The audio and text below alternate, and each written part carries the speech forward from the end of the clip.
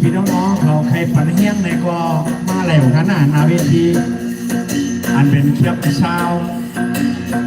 นกตัวโมเดลคนสมัยกินเยอะกินยาเที่ยวอะไรมากินคนห้องว่าเบอร์เช้าเบอร์50เบอร์ด้วยนี่ก่อนที่กันนะพี่น้องเขาใครฝันเฮี้ยงก็มาฝันเฮี้ยงไรกันเนาะนั่นคือเขาเจ้าพอได้มีเฮี้ยงเจอในขนาดนี้มาฝันเฮี้ยงไรอยู่นาเวทีไหนกันเนาะเป็นรายการตัวโคเฮนสีขาวหวานเป่งหลงค่ะโคเฮนหวานเป่งหลงในความตัวได้เป็นอะไรกันได้สวากันได้ไปว่าได้เนาะ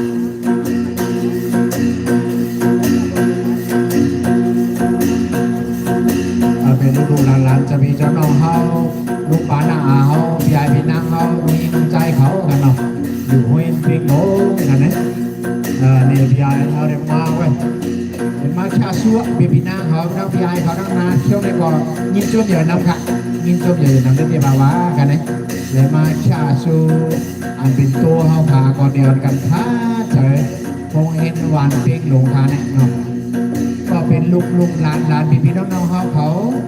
อันอยู่ในอำเภอวิ่งเหียงในหนังเก้ากันเนาะเนี่ยครูเข้ามาหากว่าก็ทั้งครูเสียงเดี๋ยวปัญญาไม่ยอมขยับเนาะเดี๋ยวทั้งครูกะข้ามเลยกว่าไปสองแค่ยินจมใหญ่ๆน้ำค่ะเนี่ยยินจมใหญ่น้ำค่ะมันต่อได้เลยหันครับเป็นการโนกาโตเนี่ยนะครับน้องต่อได้เลยหันนะครับนะเพื่ออะไรหันเนี่ยครับเพื่อเขาอะไรฆ่าเขาในบ่อมันเป็นมังกรต่อโตเขาเนาะดังเอาปิโลจับเขาดังปิโลอย่างก็เขาว่าเขาก็ยินจมใหญ่น้ำผู้คนอะไรมาปั่นเฮียงรายการโตโฮงเฮนวันเพลงหลงเฮากันนี้ดังขนาดครัวพาก็อ่อนกันมาเปิดในมือเจ้าเขาเนี่ยเขาลูกเจ้าหนักนี่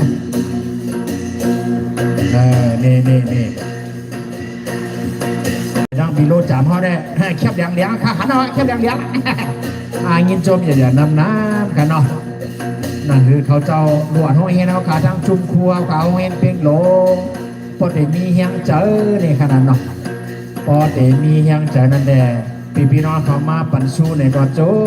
บได้ว่าเขาพี่น้องเขาค่ะพอได้อ่อนกันเป็นปอเล่งสัตเทเป็นเล่งสัตเทกันกว่านะเป็นปอเล่งเหมาไม่เล่งสาวเขากูก็กันเนาะถ้าเป็นถ้ามีตัวใจสองป้ากัดเย็นเสื้อสาถ้ามีมังกรกูโจกูจาเนี่ยเขาค่ะมังกรย้อนสู้ปั่นสู้เจ้ากันเนาะค่ะกูก็กันโมเดลเป็นรายการโตพี่น้องพาห้องเฮนหวานเป่งหลงกันเนาะหลวดห้องเฮนหวานเป่งหลงก่อนยินจมอย่านำเป็นพี่น้องพาอะไรมาแค่สู้กันเนาะมาแค่สู้ตำดีรายการโตเขาพาห้องเฮนเป่งหลงเนี่ยค่ะเนาะยินจมเตะบ้าเนี่ยดังปิดาข้าบ้าเขาก็กว่ามากเลยค่ะยินจมเตะบ้ากันเนาะนั่นคือเขาเจ้าพอได้มีเฮียงเจอเนาะอ่อนกันช้ากันเป็นพอเท่าเป็นลุงป้าหน้าเมป้าปนลุงน้องยิงน้องชายเอาเขากูก็กูโกนเลยมาช้าสู่รายการตัวนี่ก็ให้อ่อนกันอยู่ดีกินหวานอยู่ดีมีเงินข้างดีคือปืนอยู่ยืนยาวนะครับค่ะพัฒนาย้อนสู้มังกรบันพี่น้องค่ะกูก็กูโกนค่ะเป็นปอเล่สเทไม่เล่สเทกันกูก็กูโกนค่ะเจียมจัดในเจียมกันเจียมจัดหน้ากันเนาะย้อนสู้ปานขยาวเนาะ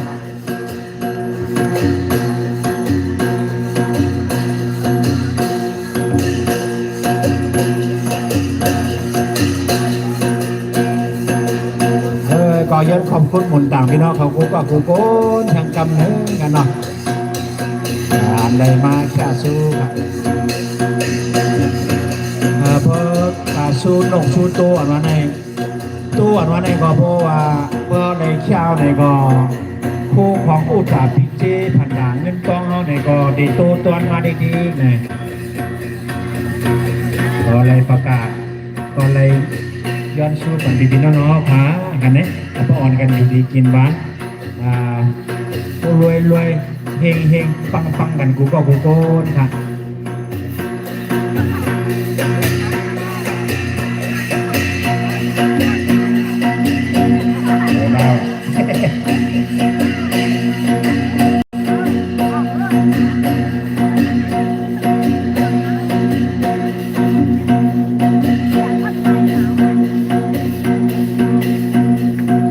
ชูมาแทงอ้อนนาเวทีมาแทงไว้ตัวเข้าบ่าวอะไร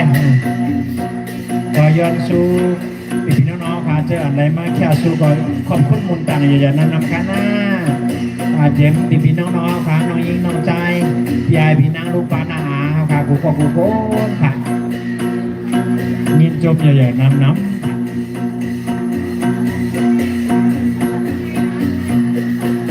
ก็พี่น้องเขาเลยมาแค่สู้อย่างไรก็ให้อ่อนกันตัวใจสองป้าเสื้อสาอยู่ดีมีเงินทางดีขึ้นปืนอยู่ยืนยาวมาเป็นพอได้สักทีไม่ได้สักทีแบบนี้เขาเลยเกินเลยกันสู้กันสิ่งเล็กน้อยแล้วก็ให้มาเยอะเห็นเงินพันเงินเงินแสนสิบกับในการลงสู้กัน